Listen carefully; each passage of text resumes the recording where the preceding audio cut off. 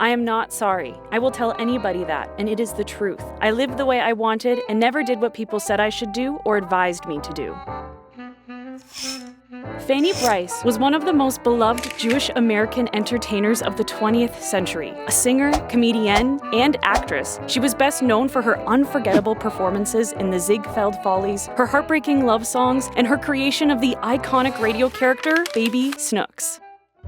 Born Fanny Brice in 1891 to Hungarian Jewish immigrants on New York's Lower East Side, Fanny grew up in a working-class family above her father's barbershop. Sharp, witty, and endlessly ambitious, she longed for a life beyond her neighborhood. When she decided her given name lacked glamour, she adopted Brice after spotting it in a shop window. By 16, Fanny dropped out of school to follow her dream of being a performer. She started her journey in burlesque, where her fearless comic instincts quickly caught the attention of Florenz Ziegfeld. In her very first Follies appearance, she brought the house down with a parody sung in Yiddish. This was a gutsy choice and instantly set her apart from the other showgirls. A fire was lit in Fanny, who would become famous for her daring and playful choices. She was a clever cookie and knew how to get a reaction from an audience. Fanny fully leaned into her Jewish identity as a comic. Her unconventional looks became her superpower, setting her apart from other gals in showbiz. Her rendition of My Man became one of her signature numbers. This performance mixed comedy with sincere, soulful expressions of longing, reflecting her own turbulent love life. Ironically, Brice herself admitted she never liked the song, but she sang it for decades because audiences demanded it.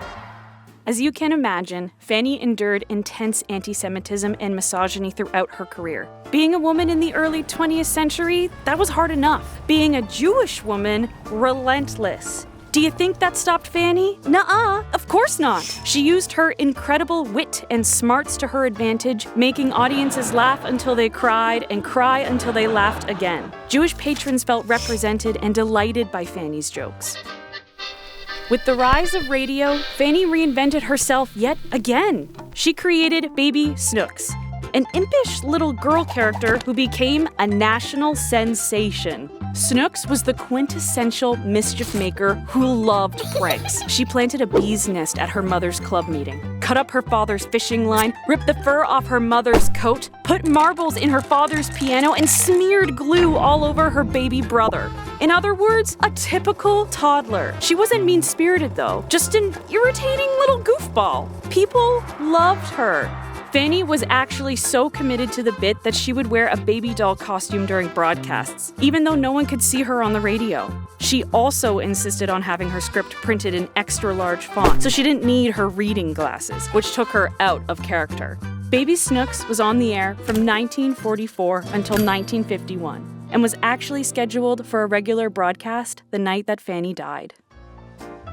Behind the spotlight, Fanny's personal life was a hot mess. She fell head over heels for Nicky Arnstein, a suave gambler and con man who was eventually imprisoned for fraud. Yikes, that's messy. Their marriage caused Fanny humiliation, heartbreak, and torment by the public. This painful part of her life later inspired the central romance in the Broadway musical Funny Girl, which inspired a new generation to fall in love with Fanny. Indeed, it was Funny Girl, the Broadway musical that opened in 1964, that cemented Fanny Brice's legacy in popular culture. With Barbra Streisand's star-making turn as Fanny, the world rediscovered her brilliance, humor, and heart.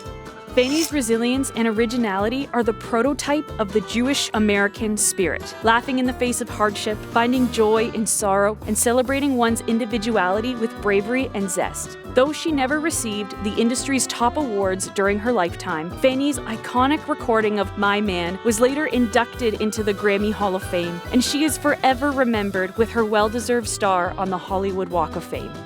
Throughout her career, Funny Fanny paved the way for Jewish women all over the world to truly be their authentic, beautiful, hilarious selves. She wasn't beautiful, she wasn't conventional, but she was unforgettable. That was Fanny Brice.